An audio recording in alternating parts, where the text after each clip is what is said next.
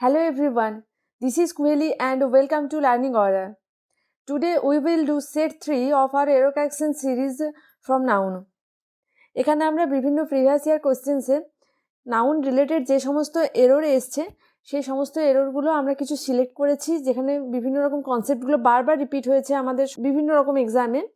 তো সেইগুলো আজ আমরা প্র্যাকটিস করব। সেখান থেকে আমাদের প্র্যাকটিস চলছে অলরেডি আমাদের দুটো সেশন হয়ে গেছে। আজ আমরা সেট 3 প্র্যাকটিস করব।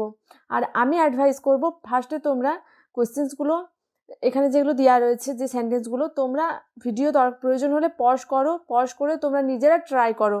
তাহলে কি হবে, তাহলে তোমরা নিজেদেরকে জাজ করতে পারবে যে তোমাদের কোন জায়গায় কি সমস্যা আছে, বা তোমাদের কোন কনসেপ্টটা ক্লিয়ার আছে, বা কোন জায়গাটা তোমাদের ক্লিয়ার নেই। অ্যান্ড তারপর তোমরা এক্সপ্লেনেশনটা দেখো, সেটা তাহলে তোমাদের কাছে ক্লিয়ার হয়ে যাবে। So let's start with our first sentence.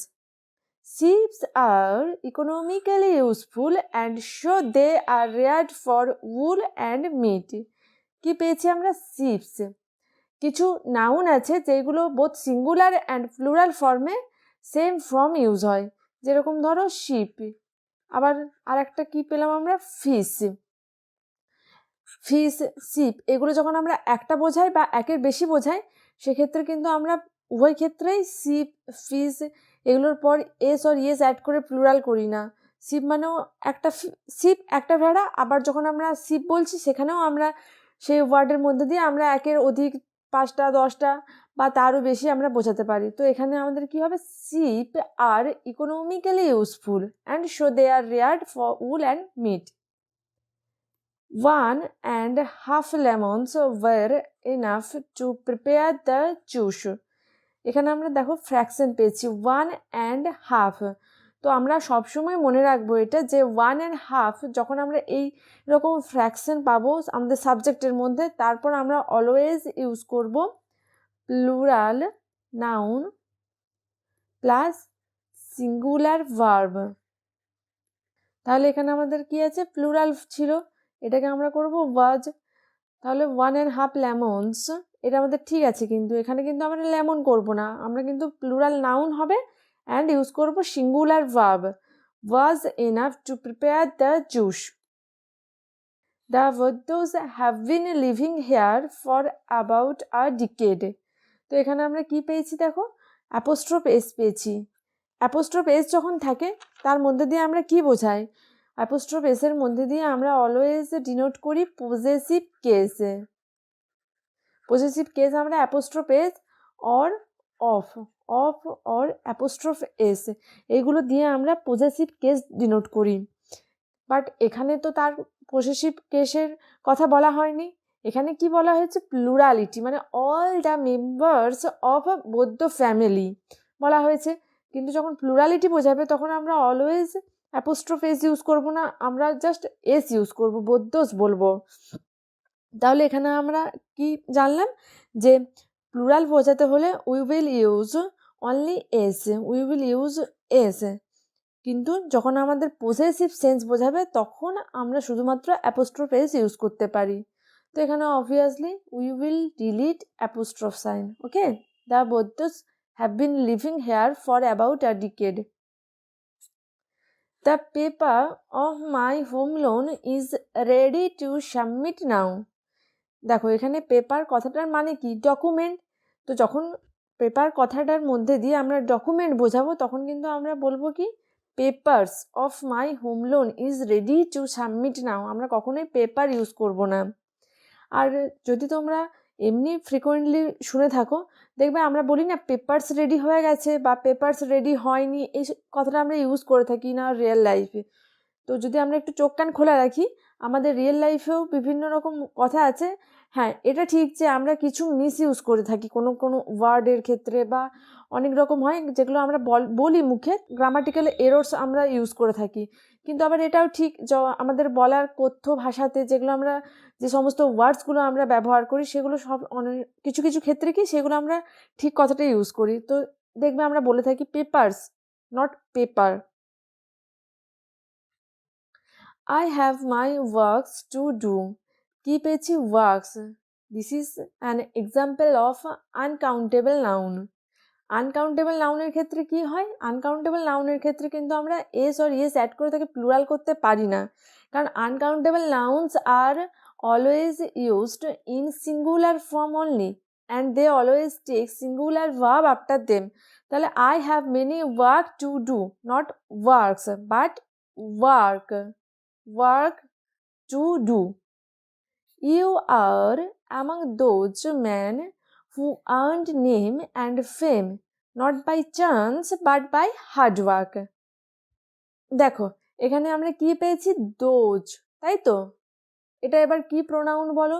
This is plural pronoun, তাই তো? Plural pronoun. তাহলে প্লুরাল প্রোনাউন যেহেতু আমরা পেয়েছি, তারপর obviously we will use plural noun. আমরা সিঙ্গুলার নাউন ইউজ করবো না প্লুরাল প্রোনাউনের পর, তাই তো? তো এখানে আমরা কি বলবো? এবার among those not man but men, কারণ আমরা জানি ম্যানটা হলো সিঙ্গুলার ফর্ম অ্যান্ড তার প্লুরাল ফর্ম কি? Men. Speakers after speakers came on the stage to perform. দেখো এখানে আমরা কি পেয়েছি? Speakers after speakers. তো এখানে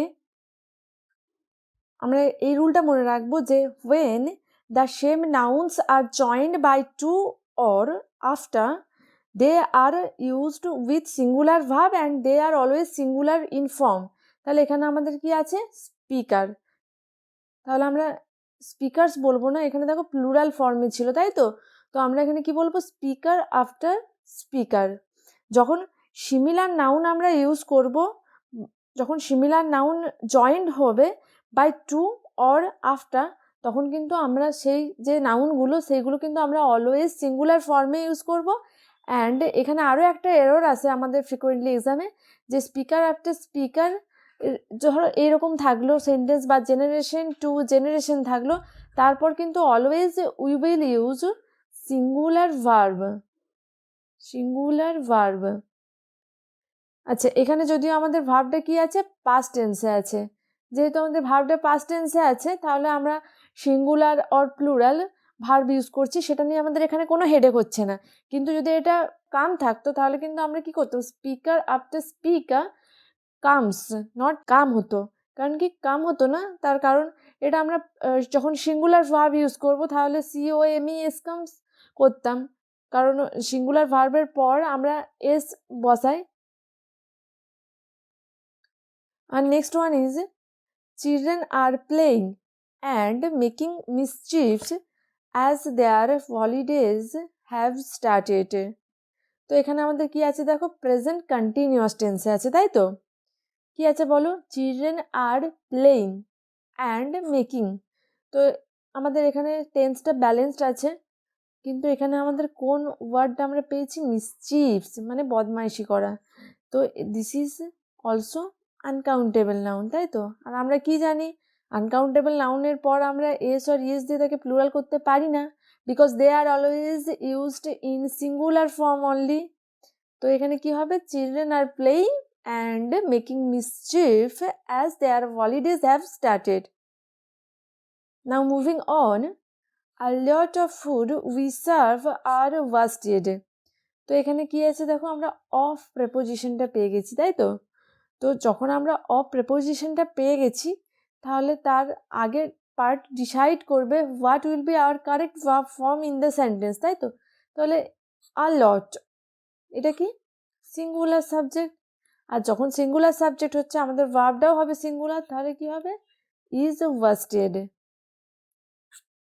mister Das, my friend and principal of this college, have retired. তাহলে এখানে কি আছে? মিস্টার দাস, যিনি মিস্টার দাস তিনি আমার ফ্রেন্ড অ্যান্ড তিনি হলেন প্রিন্সিপাল অফ দিস কলেজ। তাহলে এখানে কি একই ব্যক্তির কথা বোঝানো হচ্ছে। আর যখন সিঙ্গেল ব্যক্তি, একজন ব্যক্তিকেই বোঝানো হবে, তাহলে অবশ্যই আমরা সিঙ্গুলার ভার্ব ইউজ করব। তাহলে আমরা কি বলবো? Mister Das my friend and principal of this college has retired. যদি আমাদের দুজন ব্যক্তির কথা বলা হয়, let's have an example, the CEO and the MD of the company are coming. এখানে আমরা কি দেখতে পেলাম, the CEO and the MD of the company are coming. তার মানে কি, এটা কিন্তু কারেক্ট সেন্টেন্স। এখানে দেখো আমরা ডেফিনেট আর্টিকেল দি কি দুবার ইউজ করেছি, তার মানে এটার মধ্যে দিয়ে আমরা কি বোঝাতে চাইছি, এখানে দুজন ব্যক্তির কথা বলা হচ্ছে। এখানে যদি সিঙ্গেল ব্যক্তির কথা বলা হতো সেক্ষেত্রে আমরা ইউজ করতাম কি দ্য সিইও অ্যান্ড এমডি, তাহলে কিন্তু আমরা ডেফিনেট আর্টিকেল দিটা আমরা দুবার ইউজ করতাম না। কিন্তু এখানে আমাদের দেখো মিস্টার দাস তিনি আমার ফ্রেন্ড অ্যান্ড তিনি প্রিন্সিপাল অফ দিস কলেজে, তো ওই কারণে আমাদের সিঙ্গুলার ভার্ব হ্যাজ ইউজ হলো এখানে। আর second last sentence, Mrs. Verma refused the second helping of ice cream. This is error-free sentence. এখানে কোনো এরর নেই। আর এই সেন্টেন্সের মানে, এই যে সেকেন্ড হেল্পিং, এই কথাটার মানে হলো কি যে এক্সট্রা অ্যামাউন্ট, মানে একবার দেওয়ার পর যখন second time extra amount offer করা হয় সেটাকে বলে সেকেন্ড হেল্পিং। তো দিস ইজ কারেক্ট সেন্টেন্স। আর last one for today is my house is more spacious than my sister. এখানে কীরকম হলো ব্যাপারটা, আমার বাড়ির সাথে কম্পারিজনটা কি হচ্ছে সিস্টারের, কিন্তু এটা তো হতে পারে না। তাহলে কি হবে, মাই হাউস এখানে কি পেয়েছে আমার বাড়ি, তো দিস ইজ পজেসিভ কেস। তো my house is more spacious than my sister's house হবে। তো এখানে আমরা কি সিস্টার্স অ্যাপোস্ট্রোফ এস ইউজ করব টু ডিনোট পজেসিভ কেস, তাই তো। তাহলে এখানে কি হবে, my house is more spacious than my sister's. So guys that's it for today.